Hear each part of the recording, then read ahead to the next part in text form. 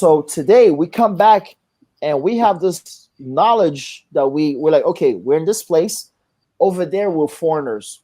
Back home, we're foreigners because we don't necessarily match in with everybody, but we know our place. So it's now to re-identify ourselves to what it is to be African. What it is to be this new African. It's cool to be African today and listen to punk rock. At the time, it wasn't. You know what I'm saying? Like, so like it's just like what it is with you. Are you proud of who you are? And never be ashamed of who you are. You're gay, you're lesbian, like you're whatever and stuff like that. But you know who you are, like a knowledge of self and a pride of self, which is something that's manifesting like all across the diaspora, like all across the world, you know? Absolutely. And one thing that we had like was that, and like we really pushed that forward. And all these kids that never had a place of expression, a platform to be themselves and stuff, they recognized immediately themselves with us. And they were like, and they came in and they pushed in the movement. Like when I see people like today that at first were like just random clients and stuff of the movement, today they're part of the family. Like I know them as like literally part of the family. And like you say, like the transmission thing, today we have a new generation of young kids that follow us that start doing events, like different type of events. They'll start learning how to DJ. They'll start doing all these things. And like, okay, like we're like, okay, this is what we're striving to do. You know, like we're really, that movement is literally taking place. You know, really like on the like creating something. You know, it's beautiful. It's really, really beautiful. Talking about transmission and pushing forward the legacy. Talk to us about Bountiful Creative Studio. What's that about? And what are you guys doing with that? Bountiful Creative Studio initially, by the time we were at the Fondation d'Envahir, basically the foundation had a lounge. And we want to, Madame d'Envahir, our godmother, who so generously gave us the space. So initially we made that as our office because we needed a place to like as an office to sit there and work, you know, create our ideas, like, you know, meet up and stuff and like really brainstorm about like the brand and what it is, where we want to try to take the brand. So we went from that to be like, oh, listen, we have this place and stuff. Let's try to create like a creative space where creatives can meet and actually work and create ideas and stuff, like, you know, to make this movement grow. It's not necessarily about us, but more about like the development of this creative scene that we're doing here. And eventually it turned into a restaurant. Interesting. One of our many ventures. We turned it into a restaurant because we're like, okay, you know what? Let's try to. We had opened a bar the day at the clubhouse because we're like, oh, we had the clubhouse. We always kept our affinity with a few spaces where we had what we did last Sunday, and we're like, yo, no, let's open a bar, man. So we opened this bar at the clubhouse called Bazaar. And then we had the space at the Fondation d'Envahir, and we're like, yo, let's do a restaurant there, because by the time Bazaar was really opening up, like people like our crowds, not like our age, let's say, basically, like mid-20s, early 30s and stuff, like young parents, they didn't want to necessarily mingle with the young crowd, with the younger crowd. So they needed a place for themselves, even an older crowd that we knew and stuff.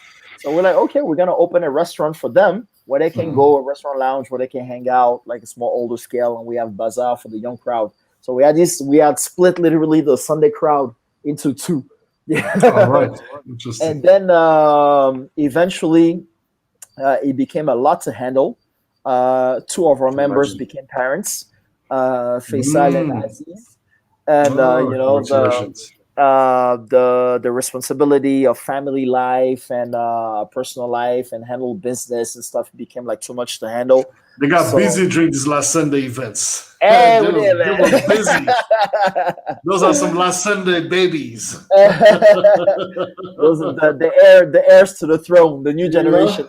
In 18 or so years, they're gonna be. You know them hot nice man. You see them booties, you're like, oh my god. No, it's not that. Man, let's not say that. No, they had the long time shorty. Yeah, okay, good, okay. So respect to the ladies, respect. So one of those things. Huh? Okay, cool. These were real Legit, relationships, it's like a long time, legit. way Okay, yeah, way yeah. before last Sunday. Okay, good. We So apologize to the yeah, ladies. Huh?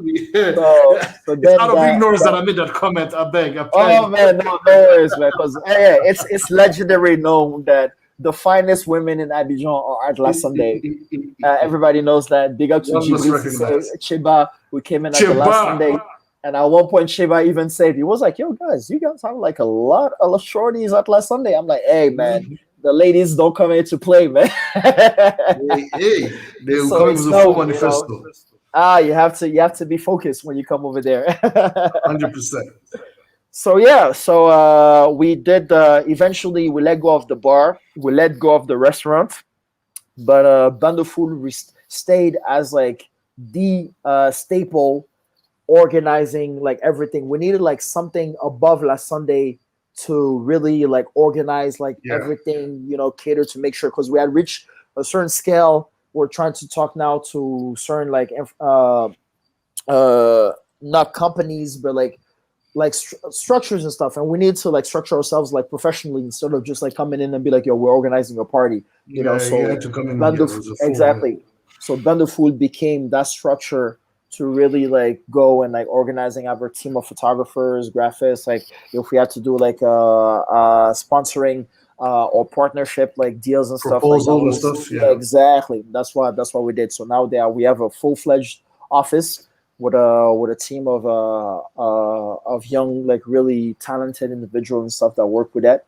The whole like the full-fledged behind the scenes of La Sunday, great big up to them. Aziz is piloting that, and yeah, so that's how Wonderful Creative Studio became to be. All right, And man. on the side, yeah, La Sunday now from So you guys the are paying little- taxes now.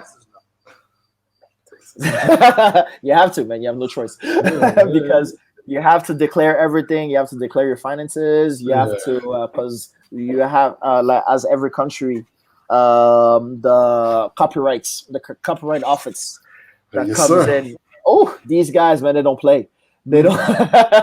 They really don't play. So they come in every now and then and stuff to like make sure that everything, that the music that we're playing and stuff, like all the artists. But are they paying that money back to the artists? Because them guys are very good to come take the money, but then they don't give it to the artists.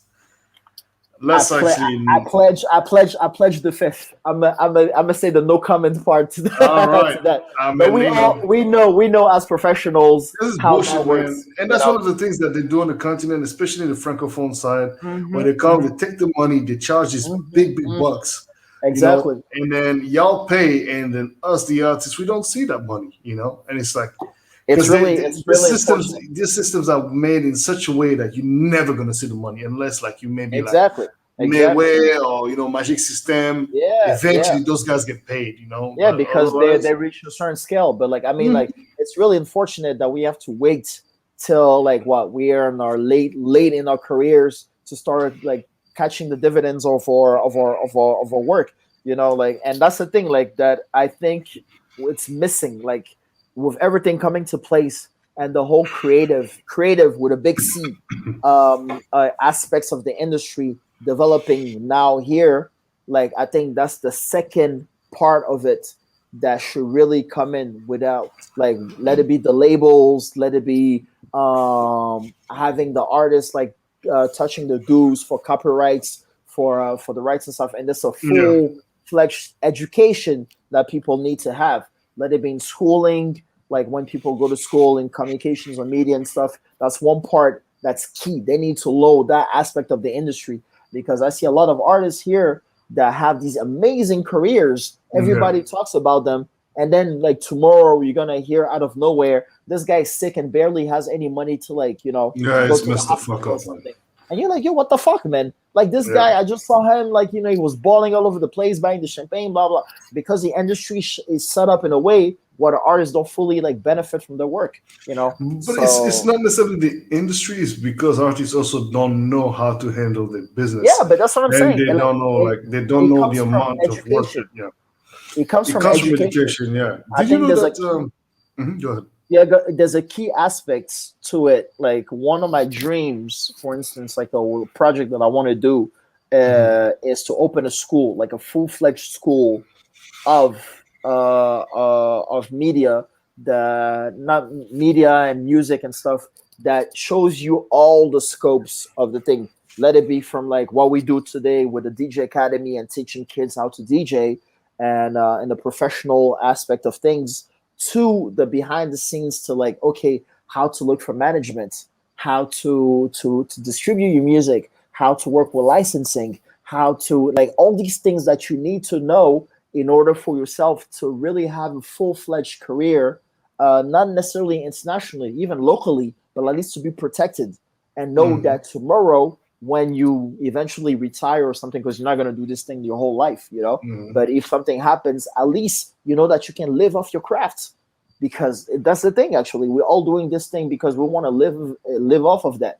Like, nobody, you don't want to wake up one day and be like, yo man, I did all this thing, like spent all these years for nothing, and today you have to go knock at your cousin's door or something to be like, yo, help me out because I'm sick or this and stuff. It's ridiculous, man. It's Especially crazy. here, like in Western Africa, man. Like the amount of stories that you hear, you're just like, yo man, this shit is ridiculous. Like, things need to change. It's It's unacceptable. education. It's Like the appalling. the the, the managers that like don't even know what managing is.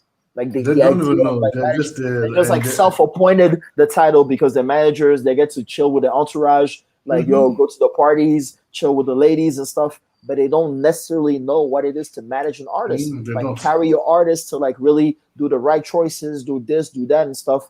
And like, yeah, it's really, it's like something like a full cancer, that really like plagues a lot of like artists here, that enables like us to really blow up as like a full-fledged international scene. Like you say, you mentioned the Mayways, the Magic System. They were the ones that got lucky enough to really like blow up and become the artists that they are today, from the Alphas, the TK Jazz, and everything. But for the rest, Well, I even mean, from, you guys like Serge Benoit, Arafat, I mean, if they're smart enough and they handle their business yeah, well, no, or thank maybe God, Philippe, if thank those God. guys handle their business well, I think they're making some money via royalties and publishing, maybe. Hmm. But a lot of the rest, I mean, I don't know, man. Maybe Hmm. the new kids, the Rapivois No, the generation, the new kids, they're because more in tune, I think. with the development, the shift, the whole dynamic shift, with Rapivoire now becoming this machine, Mm. a lot of international labels starting paying attention, Yeah, Universal to Music, what was yeah. going on. Like Universal came over here, Sony's here, Hmm. Def Jam is also here, Def Jam Africa through their Nigerian office. And Hmm. yeah, we have to give a big props to, when props is due to Nigeria, with what they did with the whole Afrobeat scene and stuff. Yeah, So yeah, yeah. all these like labels came through, and they started like really paying attention to what it is that was going on. So all Hmm. these new signees, from the rap ivoire scene, even a few Hmm. coupé décalé acts and stuff, now have proper management. Hmm. Because like now these big machines are behind them to work on their image, on their artistic development, and it was much needed. And But now, yeah, that comes with also them, of okay, now course, they're more structured, but they're still getting the short hand of the stick, which of is like, course, of course, of but course. I I guess mean, it's better than nothing, but yeah, yeah. I mean, the way I look at it, like, I mean, from I have a really anarchist like point of view, like, yeah, fuck the system and everything, but Mm. like, it's baby steps.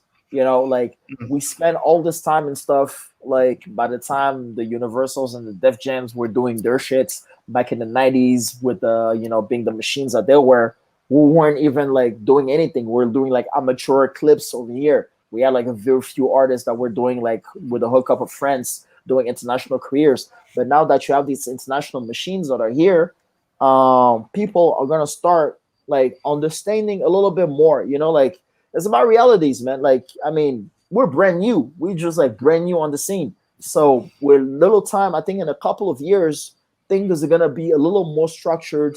A lot more people are gonna start going to school for it, because I Mhm. truly believe every time, my thing is key. Education is key. Like, go to school, learn the tricks of the trade. It takes time. come in like from the little You interns mean like when I school? grew Or up. you mean the school of life or the school of music? As in Both being fucked both up or learning from being fucked up? Listen, like yeah, it's important. Like, that's key too. When I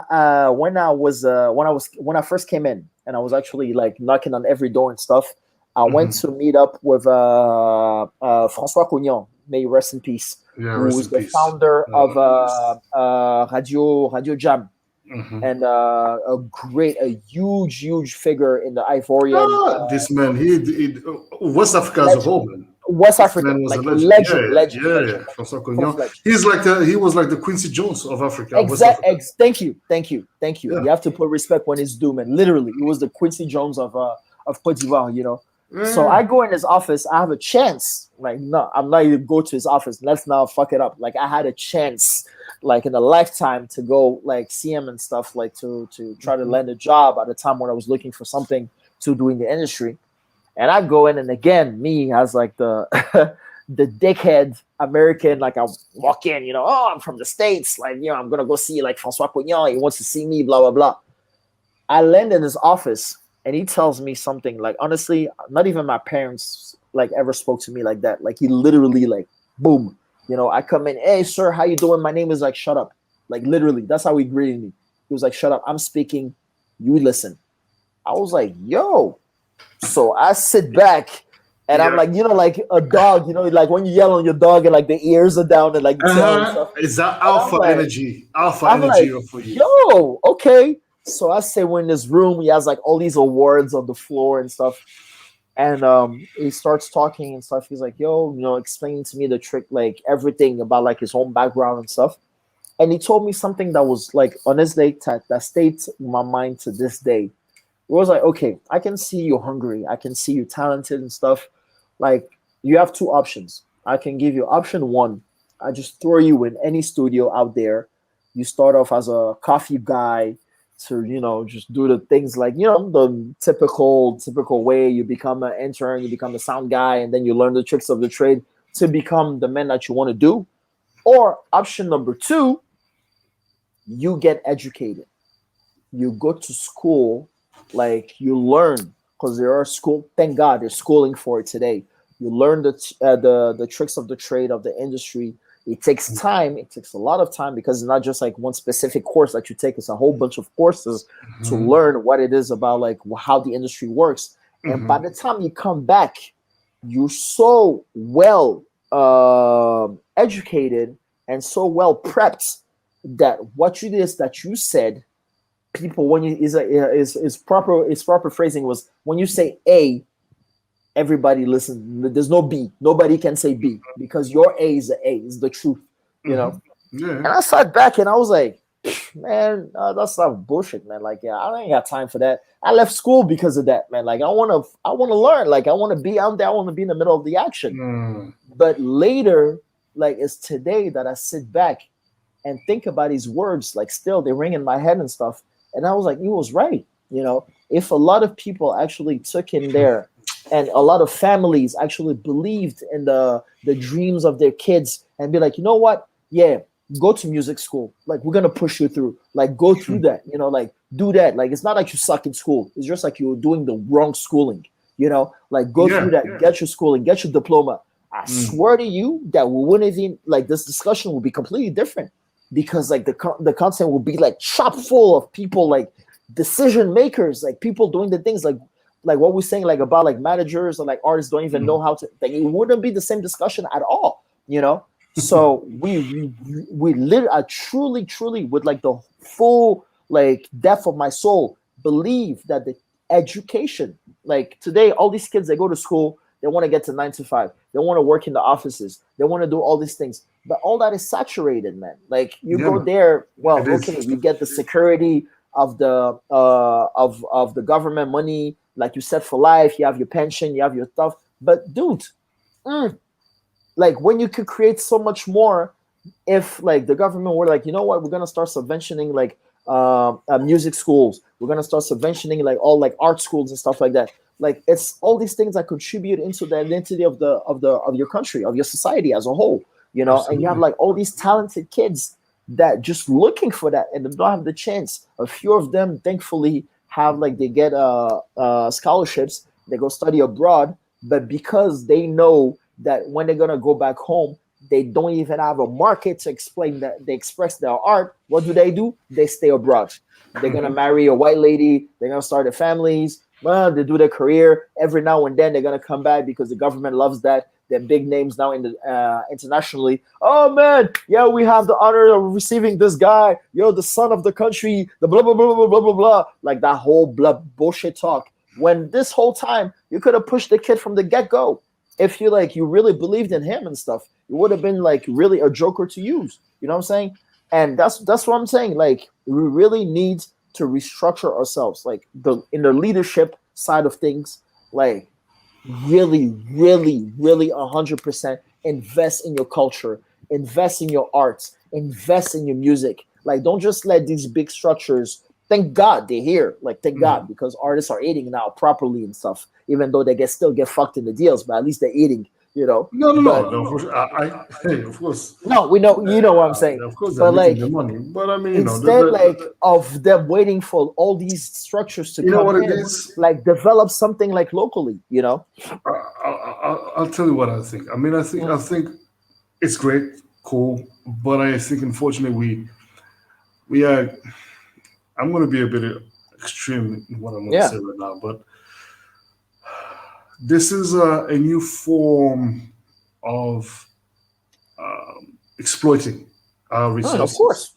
Of course. You know, a lot of these major labels, you know, are trying. I mean, they're trying to grasp the very intricate details of how our continent functions, how our culture is. So they have these CEOs who are like, you know, guys who come from, you know, the continent, etc., but they don't necessarily. You see, the thing is that there's an interesting disconnect that happens whenever some of our sisters and brothers go through when they start reaching these levels of becoming CEOs or director general, or you know, big A&Rs. Because of the status they start disconnecting. Not all of them, but a lot of them disconnect. Whereas, and you don't necessarily see that in this side of the world, in Europe or in the States, where it's like, you know, there's actually it's important for you as an A&R or as a, you know, label owner or whatever to just be in the know, to be connected you have to be connected with the underground and with the new trends, with the new movements. Whereas in Africa, it's like, you know, they're going to come to us because, you know, we are those big structures, we are these big labels, and they all want to be with us. But the truth is that, I mean, ultimately, when people have learned and they've learned the hard way, they will realize that, well, you know what, we probably, you know, garnered enough knowledge to now try to do it ourselves on our own terms and ourselves. And I think, you know, but unfortunately, this is oh well. Anyway, it's good. Let's just put it this way. Yeah, I mean, like the way I look at it, like we understand. Come at it from a different perspective. I completely get where you're coming from, and I share it also. I share that view also, like really, really deeply.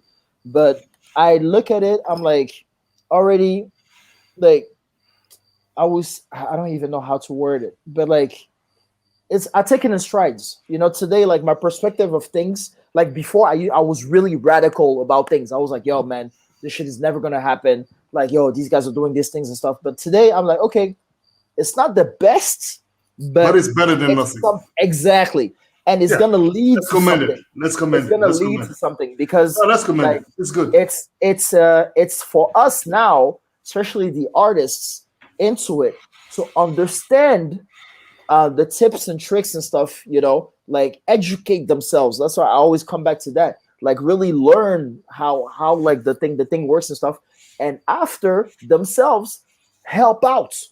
You know, be like, yo, listen, okay, now I think we need to start doing things on our own. We need to start like, okay, developing like, okay, streaming is becoming big. Yo, let's do like our own like streaming qualities. Let's develop our own A&R to develop our artists and stuff like that. You know, and I think I truly, truly believe that like with the correct mindsets and it is starting to, because I see that like even every day daily with like the interaction that I have with people and stuff, that is starting to trickle, Yeah, of and we need course. to push that and stuff, and eventually like that, what it is that we believe, both of us, is gonna happen. Like I truly believe that.